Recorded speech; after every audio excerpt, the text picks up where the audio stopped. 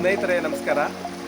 ನಾವು ಮಲೆನಾಡಿಗರು, ಅಂದರೆ ಪಶ್ಚಿಮ ಘಟ್ಟದ ದಟ್ಟ ಅರಣ್ಯದ ಮಧ್ಯಭಾಗದಲ್ಲಿ ಕೃಷಿಯನ್ನು ಮಾಡಿಕೊಂಡು ಬದುಕ್ತಾ ಇರುವಂತಹ ಜನ.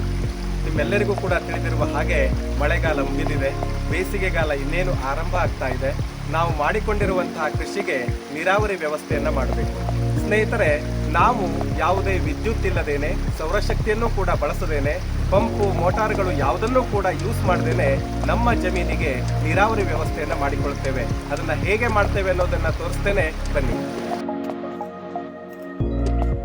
ಕಾಡಿನಲ್ಲಿ ಮೇಲಿನಿಂದ ಹರಿದು ಬಂದಂತಹ ಸಣ್ಣ ಹಳ್ಳವೊಂದು ನಮ್ಮ ತೋಟದ ಪಕ್ಕದಲ್ಲಿ ಹರಿದು ಹಾಗೆ ಕೆಳಗಡೆಗೆ ಹೋಗುತ್ತೆ.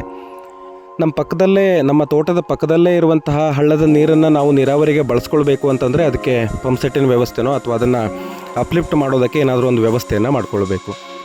ಆದರೆ ನಾವು ಸುಸ್ಥಿರತೆಯ ದೃಷ್ಟಿಯನ್ನು ಗಮನದಲ್ಲಿಟ್ಕೊಂಡು ಏನು ಮಾಡಿದ್ದೇವೆ ಅಂತಂದರೆ, ಸುಮಾರು ಅರ್ಧ ಕಿಲೋಮೀಟ್ರ್ ಮೇಲೆ, ಅಂದರೆ ಹಳ್ಳ ಎಲ್ಲಿಂದ ಮೇಲ್ಗಡೆಯಿಂದ ಹರಿದುಕೊಂಡು ಬರುತ್ತಲ್ಲ, ಅಲ್ಲಿಯ ತನಕ ಬೆಟ್ಟದಲ್ಲಿ ಪೈಪನ್ನು ಹಾಕಿಕೊಂಡು ಹೋಗಿ ಅಲ್ಲಿಂದ ನಾವು ನೀರನ್ನು ತರೋ ಹಾಗೆ ವ್ಯವಸ್ಥೆಯನ್ನು ಮಾಡಿಕೊಂಡಿದ್ದೇವೆ.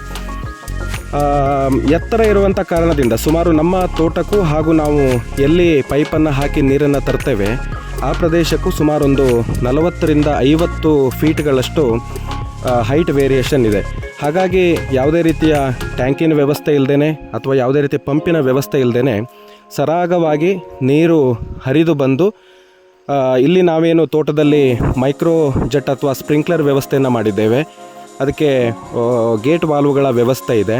ಅವುಗಳ ಮುಖಾಂತರ ನಾವು ಸಿಂಗಲ್ ಟೈಮಲ್ಲಿ ಸುಮಾರೊಂದು 10ರಿಂದ 15 ಮೈಕ್ರೋ ಜೆಟ್ಗಳನ್ನ ನೈಸರ್ಗಿಕವಾಗಿರ್ತಕ್ಕಂಥ ಒತ್ತಡದ ಮೂಲಕವೇ ತಿರುಗಿಸಿ ನೀರಾವರಿ ವ್ಯವಸ್ಥೆಯನ್ನು ಮಾಡಿಕೊಂಡಿದ್ದೇವೆ.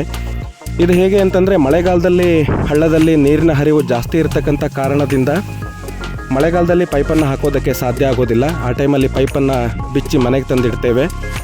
ಬೇಸಿಗೆ ಬಂದ ತಕ್ಷಣ ಪೈಪನ್ನು ಹಾಕಿ ಸುಮಾರು ಅಕ್ಟೋಬರ್ ನವೆಂಬರ್ ತಿಂಗಳಲ್ಲಿ ಪೈಪನ್ನು ಹಾಕಿದ್ರೆ ಮಳೆಗಾಲ ಪ್ರಾರಂಭವಾಗುವ ತನಕವೂ ಕೂಡ 24x7 ಯಾವುದೇ ಖರ್ಚಿಲ್ಲದೇನೆ, ಯಾವುದೇ ರೀತಿಯ ಇಂಧನಗಳ ಬಳಕೆ ಇಲ್ಲದೇನೆ ನೀರಾವರಿ ವ್ಯವಸ್ಥೆಯನ್ನು ತೋಟಕ್ಕೆ ಮಾಡಿಕೊಂಡಿದ್ದೇವೆ.